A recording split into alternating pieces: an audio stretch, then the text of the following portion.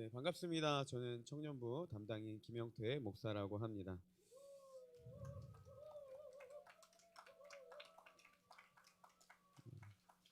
청년부 사역하면 이런 환대 처음 받아봤습니다. 네, 환대와 달리 좀 무거운 이야기를 들고 왔는데요. 얼마 전에 그 유튜브에서 중앙대학교 도고동문학과 교수님인 이 보신 분 있어요? 김누리 교수님이라고, 이분이 많이 강연도 하시고 그러신 분인데 YTN에서 이제 인터뷰하는 영상을 좀 보게 됐습니다. 그분이 영상에서 이런 얘기를 하셨어요. 아마 다들 공감하실 거예요. 대한민국이 지금 불평등하다라고 이렇게 느끼는 사람들이 많이 있잖아요. 특히 아마 청년 세대, 특히 이제 취준생들은 더 많이 이 말에 공감이 갈 텐데, 이 말에 대해서요, 프랑스 파리 경제학 대학의 이 세계 불평등 연구소라는 그 권위 있는, 그러니까 세계에서 가장 권위 있는 기구가 있습니다. 여기서 이 불평등에 관해 조사를 하는데 상위 10%와 하위 50%의 평균을 분석해서 이 세계 불평등 보고서를 이제 만듭니다. 근데 2021년 기준으로요, 한국 상위 10%가 전체 재산의 한국이 전체 재산의 58.5%를 차지하고 있는데 하위 50%는요 5.6%에 불과하답니다. 소득 격차는 14배가 차이 나고요. 재산은 무려 52배의 차이 난다고 합니다. 그러니까 이런 사회에서 살고 있다라는 거죠. 그래서 지금까지 이 자본주의 역사 가운데 가장 불평등하다라고 여겼던 그 사례가 이 프랑스 대혁명 시기였대요. 그 아시죠? 이제 막 그 계급 사회로 엄청난 그런 불악이 많이 행했던 그 시기에 피케티 베타 지수, 그러니까 불평등을 측정하는 이 지수를 측정해 보니까 그 값이 7.2였다고 합니다. 그러니까 그 당시에 불평등하다고 느끼는 이 측정 지수가 7.2였는데 지금 한국의 불평등 지수가 얼마인지 아십니까? 약 9점이랍니다. 그러니까 오늘의 한국처럼 이 정도 불평등을 가진 나라는 없다, 이렇게 이야기할 정도의 수준이 지금 한국 사회 가운데 있다라는 거예요. 교수님이 막 이런저런 논리적으로 설명을 하시면서 이런 요인, 불평등의 요인이 경쟁과 우열을 조성하는 이 한국의 교육 문제에 있다, 이렇게 보셨어요.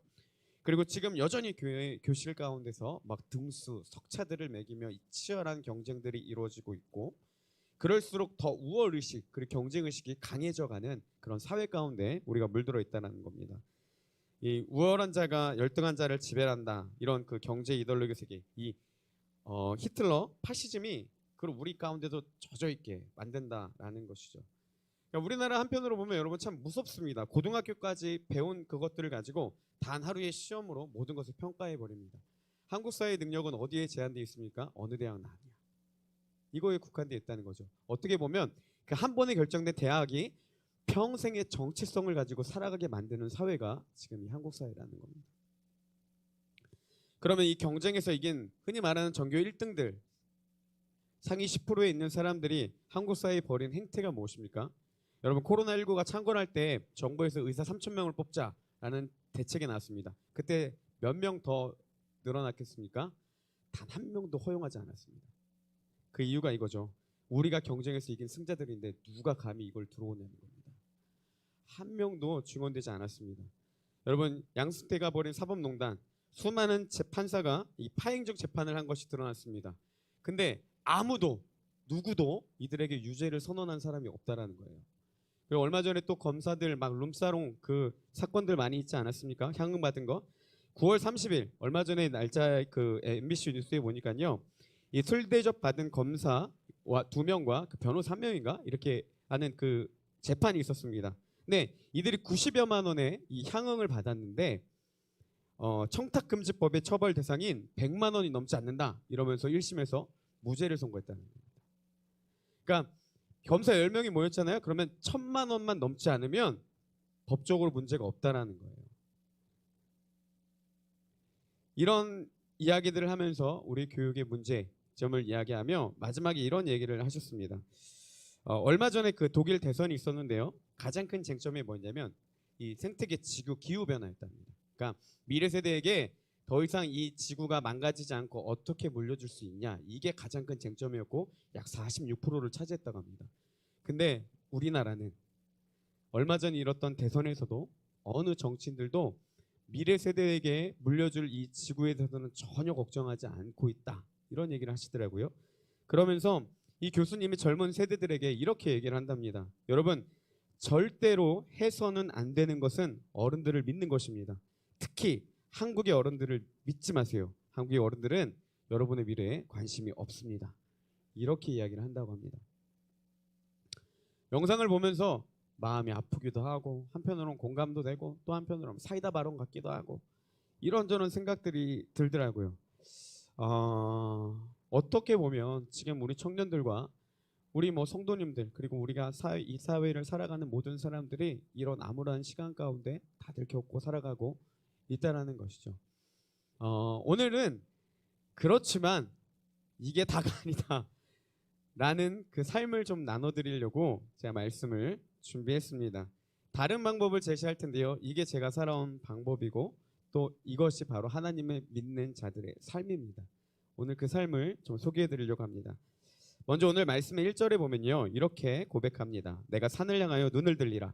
나의 도움이 어디서 올까? 그러니까 시인이 산을 향해 눈을 들었습니다. 이 산은 시온산을 이야기하는데요. 하나님이 임재하시는 흔히 말하는 성전을 이야기를 합니다. 성전을 향해서 눈을 들었습니다. 이 눈을 들다라는 원어적인 표현은 간절히 바라보다. 그러니까 시인은 하나님을 향해 간절한 마음으로 바라보며 이렇게 스스로에게 묻고 있습니다. 나의 도움이 어디서 올까? 삶을 돌아보며 나의 지금까지 내 삶의 도움이 어디서부터 올까? 이렇게 고민하고 있는 겁니다.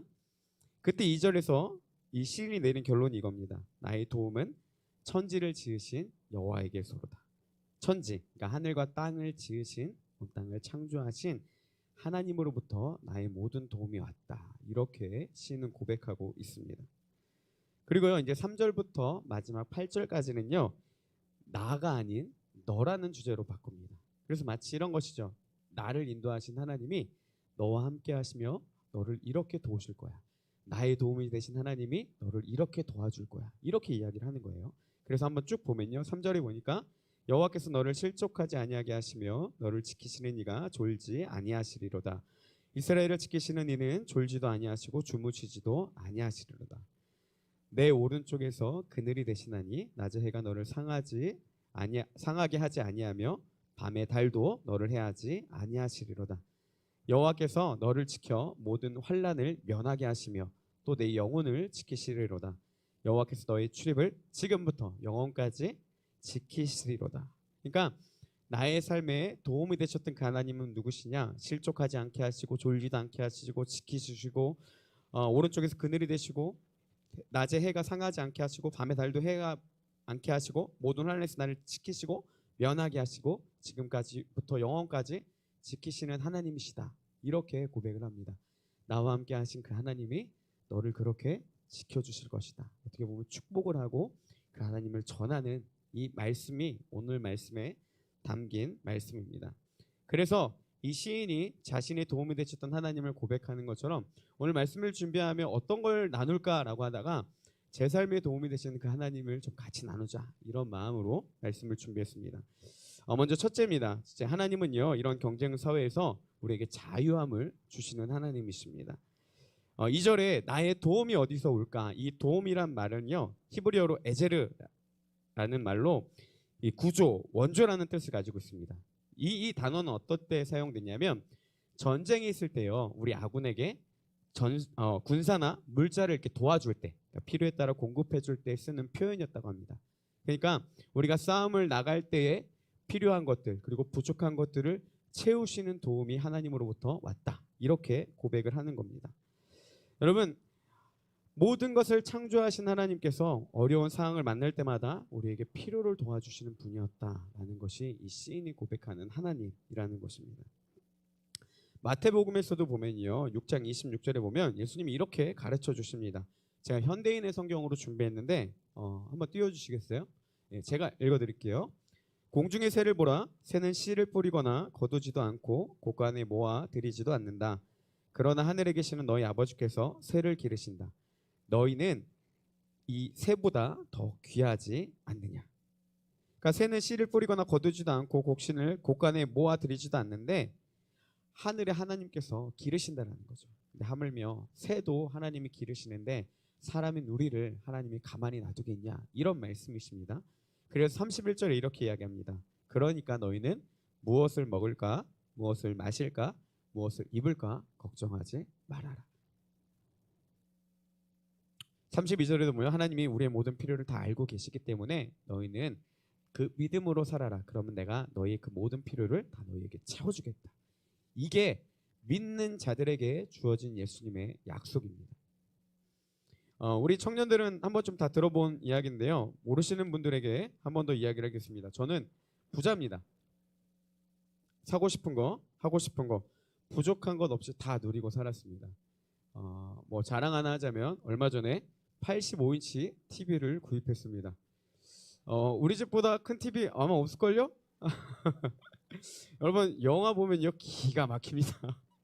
닌텐도를 하는데요 4인용에도 전혀 지장이 없습니다.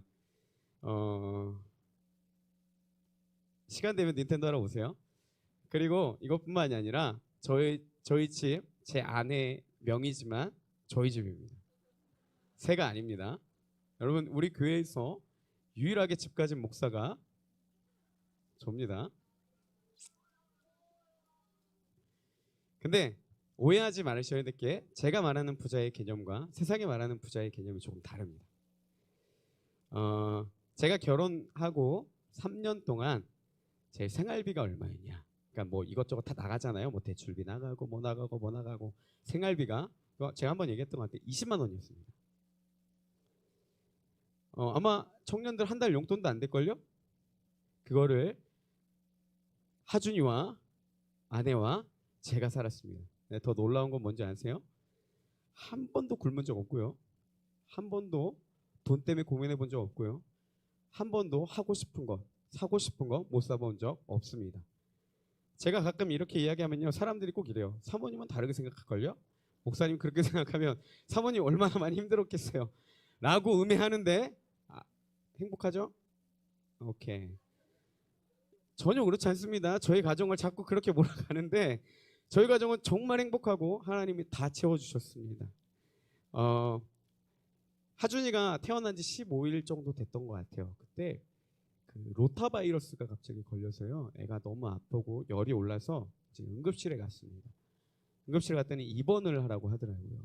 그러면 이제 아시죠? 막 병실을 소개해 줍니다. 몇 인실 있고 몇 인실 있고 몇 인실 있어요. 근데 마음으로는 1인실을 너무 해주고 싶었어요. 왜냐면 애가 태어난 지 얼마 안 된 신생아잖아요.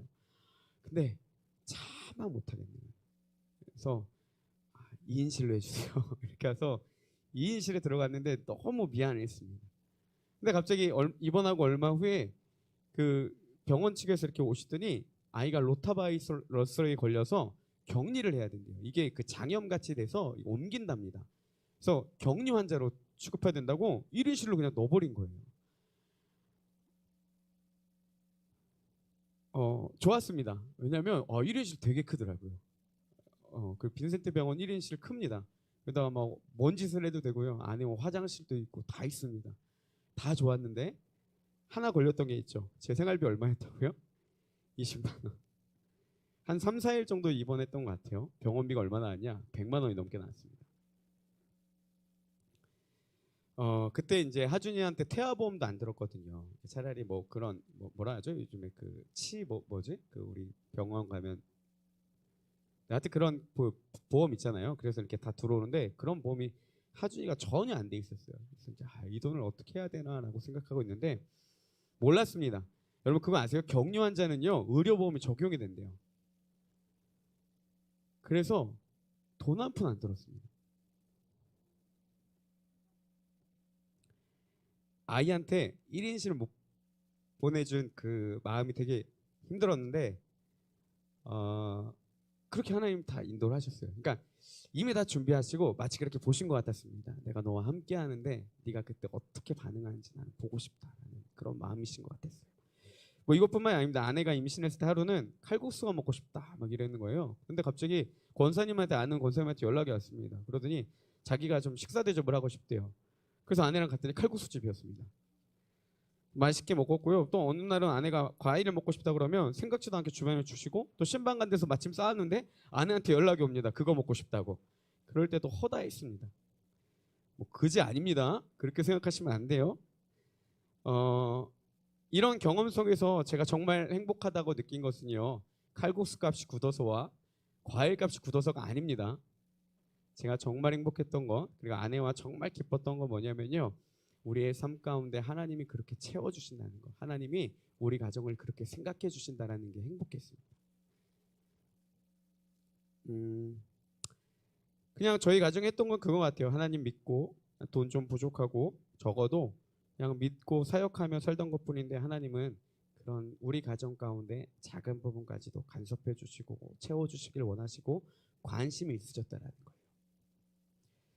거예요. 저희 목사님 종종 부요교역자들에게 이렇게 말씀하십니다. 하고 싶은 거 다 해라. 어차피 책임은 내가 진다. 전도축제도 하고 다 하는데 책임은 누가 져요? 담임 목사님이 지시는 거예요. 여러분 하나님을 믿는 자들의 삶도 똑같습니다. 하고 싶은 것 다 해도 하나님을 믿는 자들의 삶은 하나님이 책임져 주십니다. 쪽팔려서요 절대 가만두지 않으세요. 그래서 시편 23편에도 뭐라고 하냐면 내 이름을 위하여 자기 이름을 위하여 주의 자녀들을 의의 길로 인도하시는 분이 하나님이시다 라고 고백하고 있습니다. 여러분 하나님은요 자신의 이름을 위해서라도 절대로 주의 자녀들 믿는 자녀들을 절대로 내버려 두지 않으십니다. 어떠한 상황과 환경이 있을지라도 세상이 우리는 정말 설 수 없는 싸움이라고 할지라도 하나님은 자녀들을 다 채우시고 먹이시고 입히시는 분이라는 거예요. 그러니까 부당하게 막 얽매이며 막 부둥키며 살 필요 없습니다. 스트레스 받을 필요 없습니다. 하나님이 다 채워주시고 먹여주시는 거예요. 이거는 예수 그리스도를 믿는 자들에게만 주어진 축복이라는 사실입니다. 두 번째로 하나님은요 경쟁 사회에서 우리를 지켜주십니다. 저는 어려서부터 노는 걸 굉장히 좋아했습니다. 근데 놀 수 있는 환경이 저희 집에는 어마어마하게 마련되어 있었어요. 아버지는 너무 바쁘셨습니다. 그래서 제가 한 달에 얼굴 한번 보기도 힘들 정도로 바쁘셨고 어머니는 당시 그 3교대라고 혹시 아세요? 야간 근무하고 오전 근무하고 오후 근무하고 그런 게 있어요. 그러니까 오셔도 주무시니까 집에 안 계셨어요. 중고등학교인 학생에게 집에 부모님이 안 계시다. 이거는 그냥 기가 막힌 겁니다. 그래서 초등학교 때부터 저희 집에 애들이 어마어마하게 와서 뭐 고스톱부터 시작해서 별의별 것들을 다 했고요. 아이들과 항상 맨날 놀고 학원 간다라는 그 학원비로 친구들과 재밌게 놀고 그런 일들이 제 학창 시절의 전부였습니다. 고등학교 2학년 때는 정말 재밌게 놀았습니다. 색안경 끼지 말고 오늘 들은 얘기 그냥 흘리셔도 됩니다. 학교 후에는 항상 노래방을 갔고 주말에는 흔히 말하는 그 술집을 갔습니다. 그래서 술 먹고 교회 간 적도 많고요. 술 깨지 않아서 성가대 쓴 적도 많이 있었습니다. 쉬는 시간마다 요즘은 또 하는지 모르겠어요. 어제 물어보니까 그런 것도 있다는데 화장실 가서 담배 피고 화장실 청소 날은 제일 행복했습니다. 왠지 알아요? 화장실 문 걸어 잠고 마음대로 해도 되거든. 20살 넘어서도 정신 못 차리고 우하지 마. 싸움도 못하면서 술 기운에 시비만 걸고 욕도 하고 그러다 보니까 어느 순간부터 사람들이 보는 시선이 무섭게 생기지는 않았습니다. 쓰레기 그거였더라고요. 교회에서도 그 낙인이 여전히 있었습니다. 교인들에게는 이중적인 삶을 사는 위선적인 그리스도인이라는 그 꼬리표가 항상 있었어요. 아까 말한 것처럼 술 먹고 교회 간 적도 많고 담배 냄새 풍기며 예배 들어가는 것도 허다합니다. 그러니까 누구도 저를 고운 시선으로 보지 않았겠죠. 남들이 그렇게 보는 시선이라고 제 삶이 저라고 만족하겠습니까? 근데 더 큰 힘듦은 뭐냐면 변하고 싶은데 안 돼요. 너무나도 바꾸고 싶었는데 20대의 그 중요한 순간을 그렇게 맨날 수원역에서만 있는 그 삶이 나라고 좋았겠습니까? 나도 너무 싫은데 바뀌지가 않는 거예요. 지금 돌이켜보니까 자살 충동도 되게 많이 느꼈던 것 같습니다. 그래도 꼴의 모태신앙이라고 자살하면 지옥 간다라는 그 잘못된 어떻게 보면 그런 신앙관이 있어서 하여튼 그래서 견간이 벅찼던 것 같아요. 변하고 싶었는데 변하지는 않은 삶 가운데 어느 날 하나님이 찾아오셨습니다. 변화를 갈망하고 바꾸고 싶은 제 마음을 아시고 제가 이제 군대 훈련소에 들어가면 여러분 제한적인 삶을 살지 않습니까? 그래서요 그 가운데 하나님이 좋은 때라는 마음을 주셨어요. 그래서 거기 가서 성경책을 딱 봤는데 이거 아니면 죽겠다라는 생각이 들어서 다시 예전으로 돌아가고 싶지 않다라는 생각으로 정말 미친 듯이 봤습니다. 그때 하나님을 점점씩 믿게 되고 점점씩 알아가게 되었습니다. 그때마다 하나님이 제게 찾아오셔서 제 마음 가운데 해주신 말씀은 하나였습니다. 내가 너를 사랑한다. 이해가 되지 않았어요. 사랑받을 모습도 없고 사회에서나 심지어는 교회에서도 누구 하나 저에게 그렇게 해주는 사람이 없었거든요. 근데 하나님이 삶 가운데서 계속 말씀해 주시더라고요. 내가 너를 사랑한다. 내가 너를 사랑한다. 그 사랑이 삶을 점점씩 바꿔주긴 했지만 다시 이전으로 많이 돌아갔습니다. 정말 힘들었습니다. 왜냐하면 다른 사람들은 간증하면 그렇잖아요. 예수님 만나 삶이 변했습니다. 근데 나는 자꾸 돌아가는 거예요. 너무 힘들었거든요. 그때마다 하나님은 끊임없이 말씀해 주셨습니다. 내가 너를 사랑한다. 아까도 여기서 예배를 드리고 있는데 하나님 제 마음 가운데 계속 주셨던 마음이 뭐냐면 괜찮아. 제가 오늘 설교도 준비 안 되고 또 행축인데 너무 마음이 힘들고 그래서 어제도 이렇게 좀 죄책감 아닌 죄책감을 갖고 계속 있었거든요. 하나님이 마치 제 마음 가운데 그렇게 말씀하시는 것 같았어요. 내가 너를 얼마나 사랑하는지 내가 보여줄게. 내 사랑이 너희를 얼마나 바꾸는지 내가 보여줄게. 그래서 되게 마음의 위로가 많이 됐습니다. 그 하나님의 변함없는 그 사랑이요, 사람을 계속 바꾸게 되었습니다. 어느 순간 돌이켜 보니까요, 사람들의 시선이 저를 향해 보는 시선이 바뀌게 되었고, 어느 순간 돌이켜 보니 이 자리에서 많은 사람들 앞에서 말씀을 가르치는 그런 사람으로 하나님이 저를 바꿔 주셨습니다. 신학을 할 때도요, 굉장히 많이 고민했습니다. 왜냐하면 사람들이 나를 보는 시선을 알고 나도 내가 어떤 사람인 줄 아는데 갑자기 찾아가서 나 이제 신학할 거야 그래봐요. 미친 거 아니야? 이런 얘기 하지 않겠습니까? 그리고 아유 쟤 또 얘기했다가 또 다시 안 할 텐데, 그런 시선들이 너무 싫었는데 하나님 그때 제 마음 가운데 주신 말씀이 뭐였냐면, 누가 물어보거든 주가 쓰시겠다고 하라. 야 괜찮아, 내가 널 쓸 거야. 괜찮아, 내가 널 쓸 거야. 그 말씀으로 끊임없이 버티고 창피해도 사람들에게 그렇게 이야기를 하다 보니까 이 자리 가운데 오게 되었습니다. 저는 절대로 뭐 목사가 될 만한 사람도 아니고요, 뭐 하나님의 그런 사랑을 받을 만한 자격이 있는 사람도 아닙니다. 그래서 제가 설교 때도 종종 얘기했죠. 제가 1년 동안 쪽방촌 그 사람들을 전도하면서 느꼈던 건 한 가지 뭐였냐면요, 와, 이 사람들이 나보다 괜찮은 사람들인데 왜 내가 이런 호사를 누리고 있나 라는 생각들을 정말 많이 했습니다. 하나님은요, 그냥 예수 그리스도, 그냥 하나님이 살아계시다라는 그 존재 자체를 믿는 믿음 하나 가지고 자신의 사랑을 나타내 보이셔서 한 사람의 쓰레기 같은 사람을 변화시켜 주시는 놀라운 능력을 나타내 주셨다라는 거예요. 어떻게 다가올지 모르겠지만 제 삶 가운데 하나님은 이러한 도움이 되셨습니다. 여러분, 세상은요 여러 가지 말들로 우리를 현혹하고 유혹하지만 결국 그 안에서 성공이라는, 그리고 그 안에서 살아남는 법은 그렇게 많지는 않습니다. 어떻게 보면 여러분 지금 이 사회는요 너무나도 불공평하다, 그 말이 너무 공감되는 게 뭐냐면, 대학이라는 꼬리로 세상의 그 삶의 전체 평생의 정체성을 가지고 살아간다면 우리는 20대라는 그 짧은 나이에도 이제 뭔가를 시작할 수 있는 나이에도 아무것도 시작할 게 없는 거예요. 그게 세상이 말하는 성공과 이치 아니겠습니까?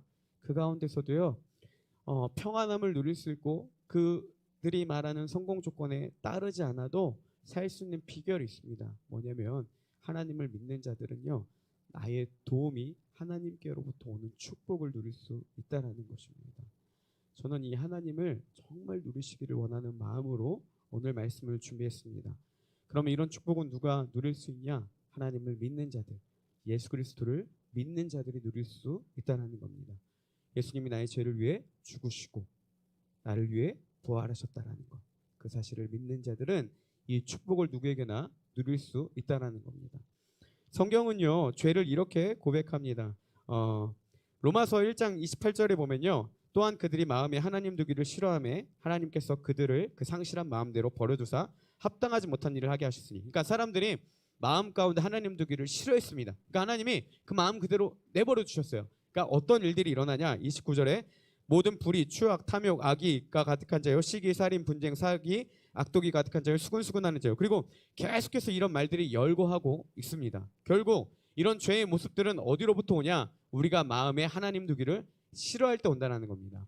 성경은요, 죄를 뭐라고 하냐? 이런 뭐 시기, 악독 그런 것도 죄가 맞지만 근본적인 문제, 우리 안에 하나님을 마음에 두기 싫어할 때 일어난다는 겁니다. 그러니까 마음 가운데 하나님의 존재를 거부하는 것, 그분을 인정하지 않는 것, 이것이 죄라는 거예요. 그리고 말씀하십니다. 마지막 때에 반드시 나는 심판주로 오겠다라는 겁니다. 오셔서 죄인들은 벌하시고 의인들은 함께 하나님의 나라를 누리는 축복을 주실 것입니다. 이 죄의 형벌은 무엇이냐? 우리가 흔히 알고 있는 지옥이라는 거예요. 사단이 받아야 될 그 형벌을 하나님을 두길 싫어하고 사단을 하나님이라고 따르는 자들에게 그 형벌을 동일하게 준다라는 겁니다. 이것을 위해 오신 분이 누구냐? 예수 그리스도라는 거예요. 우리가 모두 심판대 앞에 섰을 때 예수님이 우리를 죄를 대신해서 죽으시고 부활하셨어요. 그분을 내 마음 가운데 모시면 하나님의 심판대에 섰을 때 주님이 우리 안에 있는 예수 그리스도의 믿음을 보시고 너희를 의로운 자라고 재판에서 판명하겠다라는 겁니다. 판결하겠다라는 겁니다. 이것이 예수님을 믿는 자들의 축복입니다. 그리고 그 구원은요, 그냥 그때 천국 가는 것으로만 끝나는 것이 아니라 제가 앞에서 열거한 그것, 하나님은 우리를 믿는 자들을 끝까지 도우시는 하나님이시라는 사실입니다.